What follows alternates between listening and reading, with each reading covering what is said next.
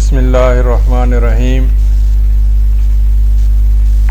ثقافت الداعیہ، داعی کی علمی تربیت، اس کا دوسرا حصہ پیش خدمت ہے۔ تعارف، تاریخی و انسانی علوم، دعویٰ and historical and human sciences. اس میں سب سے پہلا علم جو ہے وہ تاریخ اسلام ہے۔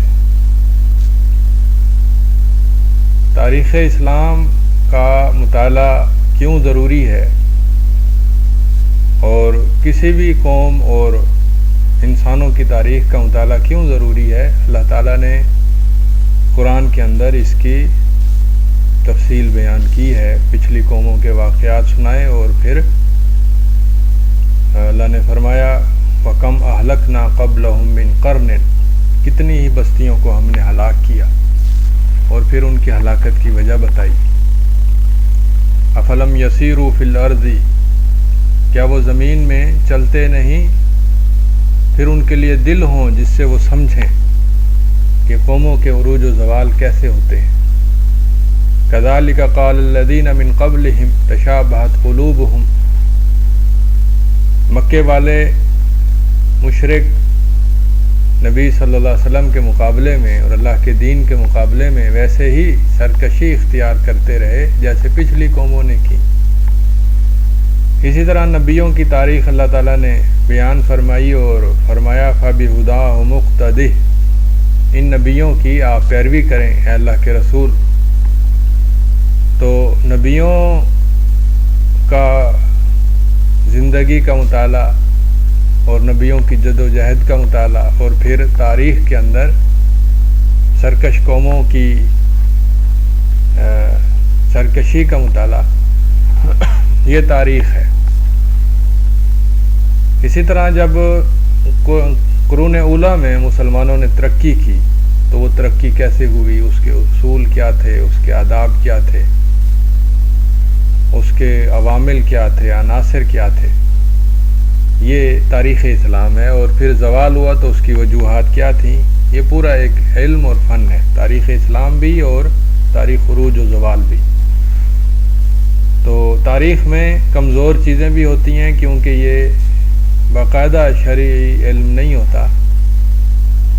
چنانچہ تاریخ اسلام میں واقعات کو روایت اور درایت کے اصولوں پر پرکھتے ہیں، جیسا کہ اللہ کا فرمان ہے اذا جاءکم فاسق بنبأ فتبینوا۔ مستشرقین نے تاریخ اسلام پر اعتراضات کیے، وہ سمجھنا، قوم پرستوں اور جدیدیت پسندوں نے بھی حملے کیے، ان کو سمجھنا چاہیے۔ تاریخ سے عبرت پکڑنی چاہیے اور اسلام کی محبت میں اضافہ کرنا چاہیے، کیونکہ اسلام کی قرون اولیٰ کی تاریخ انسانوں کی تاریخ میں سب سے عظیم ترین تاریخ ہے، عہد زرعی ہے۔ تاریخ میں دو طرح سے مطالعہ ہوتا ہے، ایک مشاہیر کا مطالعہ جیسے سیرت اور فقہ سیرت اور صحابہ کرام اور تابعین کی زندگیوں کا مطالعہ اور علماء اور ائمہ کرام۔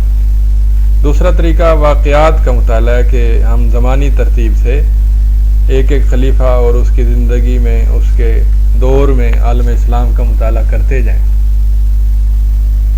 اسی طرح عروج و زوال کا علم، یہ بھی تاریخ کا حصہ ہے لیکن ایک الگ سے بھی تاریخ ہے، جس کو علامہ ابن خلدون نے مقدمہ خلدون کے اندر سمجھایا۔ تہذیبوں کا مد و جزر کیسے ہوتا ہے، اقوام کی فتح و شکست کیسے ہوتی ہے، مشاہیر عالم دنیا پر کیسے اثر انداز ہوتے ہیں، جدید فکری جنگ کیسے ہوتی ہے۔ تو تاریخ اسلام کا جو ورثہ ہے اس میں تاریخ طبری سب سے اہم ہے، جس میں ضعیف اور صحیح دونوں قسم کی روایات موجود ہیں۔ پھر اس کا خلاصہ علامہ ابن کثیر نے کیا تاریخ ابن کثیر البدایہ والنہایہ کے اندر۔ اس کے علاوہ ڈھیر ساری تاریخ کی کتب ہیں جو عباسی دور کی تاریخ پر مشتمل ہیں زیادہ تر۔ اس کے بعد کی جو تواریخ ہیں وہ عثمانی سلطنت کی یا مغلیہ سلطنت کی، اس کے مصادر مراجع مقامی ہیں۔ جدید کتب اگر دیکھیں تو داعی کو مختصر اور جامع مطالعہ کرنے کے لیے ثروت سہولت کی کتاب ملت اسلامیہ کی مختصر تاریخ یہ پڑھنی چاہیے۔ یہ سب سے زیادہ فکر انگیز بھی ہے، اسلام کی محبت بھی پیدا کرتی ہے، اور مغربی دنیا کی تاریخ کے کچھ مثبت منفی عناصر بھی پیش کرتی ہے۔ تو تاریخ کے بعد دوسرا علم جو ہے وہ احوال عالم اسلام ہے، جسے عربی میں حاضر عالم الاسلامی کہتے ہیں، اور اس عالم اسلام کے وسائل و مسائل یہ بھی ایک نام ہے۔ تو اس میں جدید ترین حالات کو پڑھنا اس کا قرآن میں ثبوت ہے، جیسے نبوی واقعات ہوئے تو اللہ تعالیٰ نے نبوی واقعات پر تبصرے کیے، اور پھر سبب نزول اور شان نزول بھی واقعات کے تحت بیان ہوتے ہیں۔ عالمی واقعات پر اللہ تعالیٰ نے تبصرے کیے، جیسے سورۃ الروم اسی تناظر میں نازل ہوئی۔ نبی صلی اللہ علیہ وسلم کا حبشہ، روم، فارس، جزیرہ عرب، شام اور یمن کے حالات سے مکمل آگاہی تھی، جس کی روشنی میں آپ نے سیاست بھی فرمائی، ہجرت حبشہ کی بھی اجازت دی، اور مراسلات بھی بھیجے دنیا کے بادشاہوں کو۔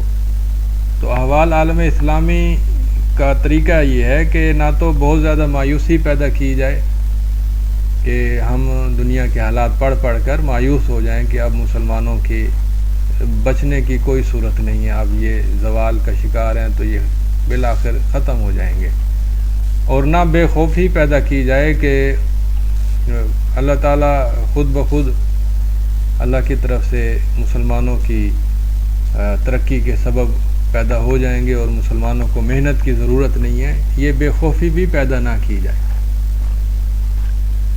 اختلاف اگر ہو جائے عالم اسلام کے واقعات کے سمجھنے میں، تو اختلاف کا مرجع یہ ہے کہ اہل علم کی طرف رجوع کیا جائے، کیونکہ واقعات کی دنیا میں بھانت بھانت کی بولیاں ہوتی ہیں۔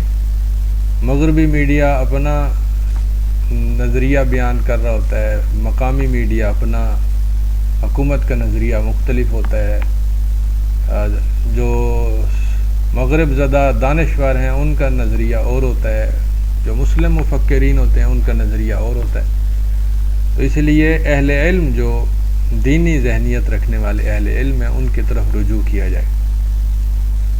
احوال عالم اسلام سے مراد یہ ہے کہ عالم اسلام کی فکری صورتحال دیکھی جائے مجموعی طور پر، معاشرتی صورتحال، اقتصادی صورتحال، سیاسی صورتحال، عسکری صورتحال اور اقلیتوں کے مسائل دیکھے جائیں۔ اسی طرح مخالف قوتوں کو بھی سمجھا جائے، جیسے عالمی یہودی ہیں، صلیبی ہیں، کمیونسٹ ہیں، فکری جنگ ہے، میڈیا کے ذریعے، تبشیر کے ذریعے، استشراق کے ذریعے، ادارے ہیں، لبرل ادارے، سیکولر ادارے۔ تو اس سلسلے میں جو منظم اور جامع تفصیلی کتاب ہے وہ ہے حاضر العالم الاسلامی دکتور جمیل مصری کی، عربی میں ہے، اور عالم اسلام کے وسائل و مسائل یہ اردو کے اندر ہے اور مختلف لوگوں نے لکھی ہے۔ مسلم دنیا میں روایت و جدیدیت کی کشمکش، سید خالد جامعی نے یہ تفصیلی مقالہ لکھا ہے، یہ بڑا مفید ہے فکری صورتحال جاننے کے لیے۔ پاکستان میں اسلام اور لبرلزم کی کشمکش، یہ بھی ایک مستقل باقاعدہ کتاب ہے، ڈاکٹر اشتیاق گوندل کی ہے، پنجاب یونیورسٹی سے شائع ہوئی ہے۔ فرق و ملل کا مطالعہ قدیم دور سے جاری ہے۔ نبی صلی اللہ علیہ وسلم نے مطالعہ کرنے کی ترغیب بھی دی اور جہاد کرنے کا حکم بھی فرمایا۔ آپ نے فرمایا فمن جاہدہم بیدہ فہو مؤمن، جو گمراہی کے دعات سے، گمراہ لوگوں سے مجاہدہ کرے اپنے ہاتھ کے ساتھ، وہ مومن ہے۔ فمن جاہدہم بلسانہ فہو مومن ومن جاہدہم بقلبہ فہو مومن۔ الغزو الفکری یعنی باطل افکار کے ساتھ کشمکش، چیلنجز اور ان کا مقابلہ، یہ بھی قرآن اور حدیث سے ثابت ہے۔ وَلَن تَرْضَىٰ عَنْكَ الْيَهُودُ وَلَا النَّصَارَىٰ حَتَّىٰ تَتَّبِعَ مِلَّتَهُمْ، یہود اور نصارہ آپ سے کبھی راضی نہیں ہوں گے حتیٰ کہ آپ ان کے ملت کے پیروکار بن جائیں۔ تو ایسا ہرگز نہیں کرنا، ان کی چالوں کو سمجھنا ہے۔ حتیٰ یردوکم عن دینکم ان استطاعوا، وہ تمہیں تمہارے دین سے پھیرنے کی پوری کوشش کریں گے۔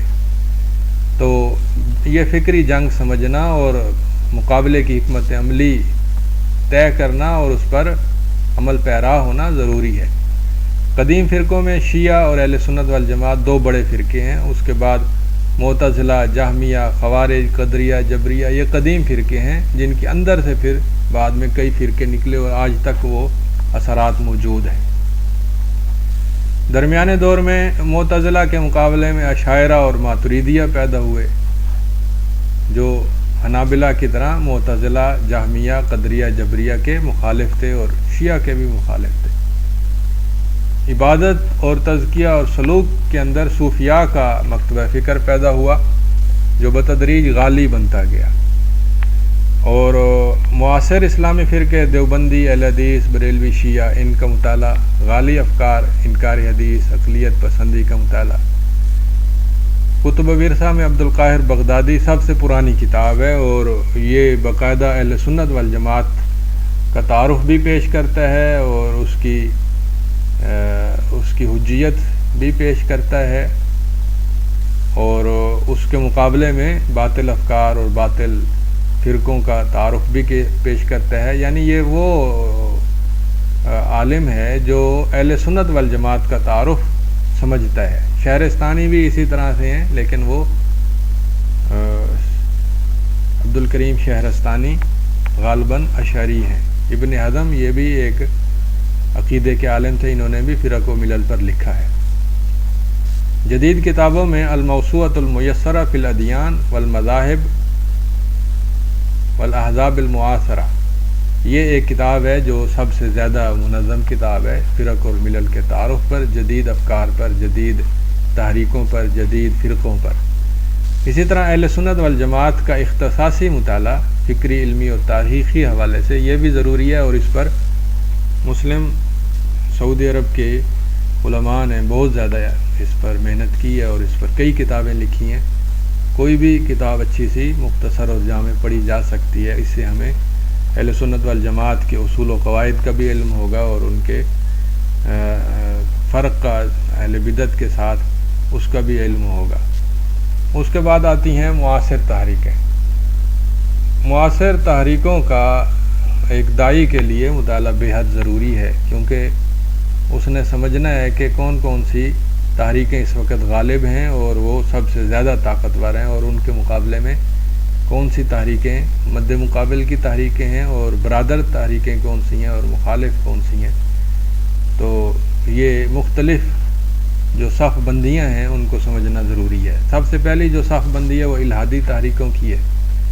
پوری دنیا میں مسلم کنٹریز کے اندر استعمار کی واپسی کے بعد بہت ساری تحریکیں اور بہت سارے گروہ، بہت سارے ادارے اور بہت ساری حکومتی صف بندی ایسی قائم ہوئی جو دین سے دوری پر مبنی تھی۔ فلسفے کا مطالعہ بھی ہوا، سیکولر تعلیمی ادارے بھی قائم ہوئے، سیکولر ادبی تحریکیں بھی چلیں جن میں جدیدیت کی تحریک بھی ہے اور ترقی پسند کی تحریک بھی ہے۔ معاشرتی سیکولر معاشرتی این جی اوز بھی ہیں، سیکولر سیاسی تحریکیں بھی ہیں اور ان کے اثرات ہیں۔ اس کے مقابلے میں جو اسلام پسند تحریکیں اٹھیں وہ پوری دنیا میں مختلف ملکوں میں پیدا ہوئیں۔ معشومی انڈونیشیا کی ہے، اسلامی تحریک ترکی کی ہے، جہادی تحریک افغانستان کی ہے۔ ہر بڑے ملک کے اندر یہ تحریکیں موجود ہیں، اور ان تحریکوں کے رجحانات جو ہیں وہ عموماً 3 قسم کے ہیں، یا تو وہ سلفی ہیں یا اخوانی ہیں یا تبلیغی جماعت دیوبندیوں یا صوفیوں کے طرز کی ہیں۔ تو جو عالمگیر اسلامی تحریکیں ہیں وہ تین ہیں، سلفی، اخوانی اور تبلیغی۔ تو تحریکوں کا جب ہم مطالعہ کریں تو اس کے مطالعے کے 3 طریقے ہیں۔ ایک مدخلی طریقہ ہے۔ مدخلی طریقہ یہ ہے کہ بدعتی تحریکوں کو بدعت کے عنوان کے ساتھ اور بدعت کی تعریف تشریح کے ساتھ بیان کیا جاتا ہے کہ یہ بدعتی تحریکیں ہیں ساری کی ساری، جو سلفیت کے مقابلے میں ہیں، چاہے وہ اخوان ہوں، چاہے وہ تبلیغی ہوں، چاہے وہ معشومی ہوں یا ترکی کی نورسی تحریک ہو یا اس طرح سے دیگر۔ اور یہ مدخلی طریقہ کار ہے کہ جو اہل سنت اور اہل بدعت کے عنوان کو بہت زیادہ اہمیت دیتا ہے۔ دوسرا طریقہ کار ہے عام سلفی اور دیوبندی طریقہ کار، جو الموسوعۃ المیسرہ کا طریقہ ہے کہ اس میں ہر تحریک کے مثبت اور منفی پہلوؤں کا تقابل کیا گیا ہے۔ اگرچہ انہوں نے بھی اہل سنت اہل بدعت کا فرق بیان کیا ہے، لیکن جو مدخلی طریقہ ہے اس میں مثبت پہلو کو بالکل نظر انداز کیا جاتا ہے، بلکہ مدخلی طریقہ کار کے مطابق صرف تحذیر ہی دلائی جاتی ہے بدعتی تحریکوں سے، ان کی کوئی مثبت کارکردگی پر روشنی نہیں ڈالی جاتی۔ الموسوعۃ المیسرہ والوں نے مثبت اور منفی پہلو دونوں بیان کرنے کی کوشش کی ہے، اور آخر میں یہ تبصرہ بھی ضرور کیا ہے کہ یہ سلفی تحریک ہے، یہ غیر سلفی ہے، اور انہوں نے مجموعی طور پر سلفی تحریکوں کو شروع میں مقدمے کے اندر اہل سنت والجماعت کے عنوان سے اصولی منہج بھی پیش کیا ہے۔ اخوانی طریقہ کار کے مطابق تحریکوں کے تعارف پر جتنی کتابیں لکھی گئی ہیں اس میں تمام تحریکوں کو مسلم پسند اور اس کے مقابلے میں الہادی تحریکوں کی کشمکش کے تناظر میں بیان کیا گیا ہے۔ یعنی اخوانی جو طریقہ کار کے حاملین مصنفین ہیں، انہوں نے چاہے وہ تبلیغی ہو، چاہے اخوانی ہو، چاہے سلفی ہو، چاہے بریلوی ہو، چاہے شیعہ ہو، ان سب کو انہوں نے مذہب پسند، اسلام پسند تحریکوں کے تناظر میں بیان کیا ہے، اور دیگر جو تناظر ہے مخالف تناظر اسے الہادی تناظر میں بیان کیا ہے۔ درمیانہ تناظر انہوں نے بدعتی والا بیان ہی نہیں کیا، بلکہ سب تحریکوں کی تحسین کی اور ان کی حوصلہ افزائی کی اور ان کو سراہا اور ان کے مثبت پہلو بیان کیے۔ منفی پہلو یا بدعت کا پہلو اس کو انہوں نے سرے سے روشن نہیں کیا۔ تو یہ اخوانی طریقہ کار کے جو حاملین ہیں، لکھاری ہیں، وہ ہیں جو عام طور پر یونیورسٹیوں میں بیٹھے ہیں اور وہ جماعت اسلامی یا اخوانیت سے متاثر ہیں۔ تو میرا خیال یہ ہے کہ سب سے زیادہ جو بہتر طریقہ کار ہے وہ الموسوعۃ المیسرہ والا ہے، جو رابطہ عالم اسلامی کی کتاب ہے۔ تو اس کے بعد اگلا عنوان ہے جدید الحاد۔ جدید الحاد بہت وسیع و عریض ٹاپک ہے، بہت لمبا چوڑا ایک عنوان ہے، جس کے اندر فلسفیانہ علوم، انسانی علوم بھی ہیں، سائنسی علوم بھی ہیں، معاشرتی علوم بھی ہیں، ادب اور آرٹ کا تعارف بھی ہے، تاریخ عالم میں تاریخ مشرق بھی ہے، تاریخ یورپ بھی ہے، تاریخ ادیان بھی ہے، تاریخ مغربی تہذیب و تمدن بھی ہے، مسلم دنیا میں سیکولرزم کے دخول کی تاریخ، اثرات اور مقابلے کی حکمت عملی بھی ہے۔ تو اتنا وسیع و عریض مطالعہ ایک داعی کے لیے نہ ضروری ہے نہ اس کے بس میں ہے۔ اس کے لیے ضروری یہ ہے کہ کسی ماہر متخصص مسلم اسکالر سے لیکچر لے لیے جائیں یا ان کی ایک اہم جامع کتاب پڑھ لی جائے، ایک نقطہ یا چند نکات کی بجائے الحاد کا جامع مطالعہ کر لیا جائے۔ عام طور پر مطالعہ الحاد کے 3 مکاتب فکر ہیں: فلسفیانہ، جیسے قاضی کیسر الاسلام کی فلسفے کے جدید مسائل اور دیگر کتابیں ہیں جو خالصتاً فلسفیانہ ہیں، تعلیمی نقطہ نظر سے وہ لکھی گئی ہیں، ان میں کسی بھی تحریک کے قبول یا رد پر کوئی فیصلہ نہیں اور نہ اسلام کی روشنی میں کوئی تنقیدی تبصرے ہیں، محض تعارف ہے اور تعلیمی انداز میں تعارف ہے۔ دوسرا جو طریقہ کار ہے وہ جدیدیت پسند لوگوں کا ہے، انہوں نے اسلام کی مغرب کاری کی یا مغرب کی اسلام کاری کی، دونوں کام کیا، جیسے غامدی ہیں کہ اسلام کے بے شمار اصولوں کو انہوں نے مغرب کے مطابق ڈھال دیا، یا مغرب کے کئی باتوں کو انہوں نے اسلام کے ہم مثل قرار دے دیا۔ تو یہ دونوں طریقہ کار ناقص ہیں، باطل ہیں۔ اس کے مقابلے میں جو صحیح طریقہ کار ہے وہ اسلامی ذہنیت والے مفکرین کا ہے، جیسے سید مودودی ہیں، سید قطب ہیں، محمد قطب ہیں، ڈاکٹر جاوید اکبر انصاری ہیں، سفر الحوالی ہیں۔ یہ اخوانی بھی ہیں اور سلفی بھی ہیں، لیکن یہ سمجھنا ضروری ہے کہ اخوانی ہوں یا سلفی ہوں، دونوں نے مغرب کو سمجھنے کا جو طریقہ پیش کیا اور جو نتائج نکالے وہ بالکل ایک جیسے ہیں۔ اب آگے جو مقابلے کی حکمت عملی ہے اس میں فرق ہے. اخوانی مقابلے میں جو طریقہ کار اختیار کرتے ہیں اس میں تصوف بھی ہے، اس میں بدعات بھی ہیں، اس میں اہل سنت اور اہل بدعت کا اشتراک کا طریقہ کار بھی ہے. اس طرح سے مختلف طریقے ہیں جو اخوانیوں میں پیدا ہوئے. اور جو سلفیوں کا طریقہ ہے اس میں وہ اہل سنت اور اہل بدعت کا فرق رکھتے ہیں، توحید کو سب سے زیادہ اہمیت دیتے ہیں. تصوف کو جو قدیم باطل تصوف ہے یا غالی تصوف ہے یا منحرف تصوف ہے اس کو سرے سے رد کرتے ہیں. تو اخوانیوں نے یا سلفیوں نے یا دیوبندیوں کا اتنا بڑا کام نہیں ہے جدید الحاد پہ. بہرحال انہوں نے الحاد کو سمجھنے میں جو کاوشیں کی ہیں وہ قریب ہیں کہ مغرب کو سمجھنے میں کوشش اور مغرب کو سمجھنے میں جو نتائج نکالے وہ ایک جیسے ہیں. مقابلے کی حکمت عملی میں فرق ہے. تو سب سے زیادہ جو جامع اور مفید کتاب ہے وہ العلمانیہ ڈاکٹر سفر الحوالی کی ہے. اس کی عربی میں بے شمار تلخیصیں ہوئیں اور ہر تلخیص بڑی اہم ہے، کسی ایک اچھی تلخیص کو پڑھا جا سکتا ہے. اسی طرح الغزو الفکری پر بڑی اچھی اور جامع کتابیں ہیں. تو یہ جدید الحاد کا علم تھا. یہ کل 5 علوم ہو گئے جو تاریخی اور انسانی علوم سے متعلق ہیں. تاریخ اسلام پہلے نمبر پہ، احوال عالم اسلام دوسرے نمبر پہ، فرق و ملل تیسرے نمبر پہ، معاصر تحریکیں چوتھے نمبر پہ اور جدید الحاد 5ویں نمبر پر. انہی باتوں کے ساتھ اکتفا کرتا ہوں. السلام علیکم ورحمۃ اللہ وبرکاتہ.